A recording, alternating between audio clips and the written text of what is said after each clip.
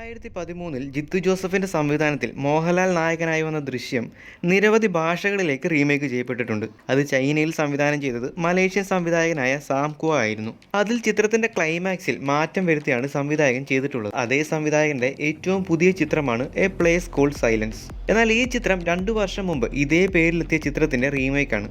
ഒരു ഗേൾസ് ഹൈസ്കൂളിലേക്ക് മുഖംമൂടി ധരിച്ച ഒരു കൊലയാളി കടന്നു വരുന്നതിൽ നിന്നാണ് ചിത്രത്തിന്റെ ആരംഭം. പിന്നീട് നടക്കുന്ന കൊലപാതകങ്ങളും അതിനു പുറകെ ഒരമ്മയും അവർക്കൊപ്പം നമ്മളും സഞ്ചരിക്കുന്നു. ദൃശ്യം എന്ന് ഓർക്കുമ്പോൾ നമ്മുടെ മനസ്സിൽ ആദ്യം വരിക ചിത്രത്തിന്റെ ക്ലൈമാക്സ് ട്വിസ്റ്റ് തന്നെയാണ്.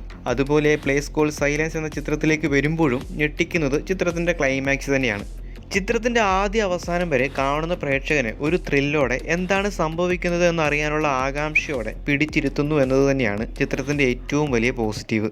ആരെ വിശ്വസിക്കണം, ആര് പറയുന്നതാണ് ശരി എന്നിങ്ങനെ നിരവധി ചോദ്യങ്ങൾ നമ്മളിൽ ഉരുത്തിരിഞ്ഞു വരും. ചിത്രത്തിന്റെ സിനിമോറ്റോഗ്രഫിയും എടുത്തു പറയേണ്ട ഒന്നായിട്ട് തന്നെ തോന്നി. വളരെ മനോഹരമായിട്ട് ചിത്രത്തിലെ ഓരോ ഷോട്ടും എടുത്തിട്ടുണ്ട് എന്ന് തന്നെ പറയാം. ചിത്രത്തിന്റെ ഏറ്റവും ആദ്യ ഷോട്ട് കാണുമ്പോൾ തന്നെ നിങ്ങൾക്കത് മനസ്സിലാകും. 2022 ബൂസാൻ ചലച്ചിത്രോത്സവത്തിൽ പ്രീമിയർ ചെയ്യപ്പെട്ട ഈ ചിത്രം മികച്ച പ്രേക്ഷക പ്രീതിയും നേടിയിരുന്നു. അതേ ചിത്രം മറ്റൊരു താരനിരയെ വെച്ച് റീമേക്ക് ചെയ്യുകയായിരുന്നു സംവിധായകൻ ഈ വർഷം.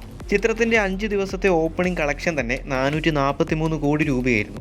അപ്പോൾ തന്നെ ചിത്രത്തിന്റെ ക്വാളിറ്റി എത്രമാത്രം ഉണ്ടെന്ന് മനസ്സിലാക്കാലോ. ഗ്ലോബൽ ടൈംസിന്റെ റിപ്പോർട്ട് പ്രകാരം സസ്പെൻസ് ആൻഡ് ക്രൈം വിഭാഗത്തിൽ ഈ വർഷം ഇറങ്ങിയ ചൈനീസ് ചിത്രങ്ങളിൽ കളക്ഷനിൽ 1ാം സ്ഥാനത്താണ് ഈ ചിത്രം. ക്രൈം ത്രില്ലർ സിനിമകൾ ഇഷ്ടപ്പെടുന്ന ഒരാളാണ് നിങ്ങളെങ്കിൽ ഈ ചിത്രം ഒരിക്കലും മിസ് ചെയ്യരുത്. ചിത്രം നിങ്ങൾക്കായി ഒരുക്കി വെച്ചിരിക്കുന്ന ട്വിസ്റ്റുകൾ കണ്ടാസ്വദിക്കേണ്ട ഒന്ന് തന്നെയാണ്. അഭിനേതാക്കളുടെ മികച്ച പ്രകടനവും എടുത്തു പറയേണ്ട ഒന്ന് തന്നെയാണ്. ഇമോഷണലി കണക്റ്റ് ആക്കാൻ ഓരോ കഥാപാത്രങ്ങൾക്കും സാധിക്കുന്നുണ്ട്. അതുതന്നെയാണ് ചിത്രത്തിൻ്റെ മറ്റൊരു പ്രത്യേകത. ചിത്രം മറ്റു കാര്യങ്ങളിലേക്ക് അധികം പോകാതെ നേരിട്ട് മെയിൻ കഥയിലേക്ക് കടന്നു വരുന്നുണ്ട്. അതുകൊണ്ട് തന്നെ ലാഗ് ഫീൽ ചെയ്യാനുള്ള സാധ്യതയും വളരെ കുറവാണ്. ഈ ഒരു ചിത്രം നിങ്ങൾ ഇതുവരെ കണ്ടിട്ടില്ലെങ്കിൽ ഒന്ന് കണ്ടു നോക്കാൻ ശ്രമിക്കുക. ചിത്രം കണ്ടവരാണ് നിങ്ങളെങ്കിൽ നിങ്ങളുടെ അഭിപ്രായം കൂടെ പങ്കുവയ്ക്കുക. എന്തു തന്നെയായാലും ചിത്രം നിങ്ങളെ നിരാശരാക്കാൻ സാധ്യതയില്ല.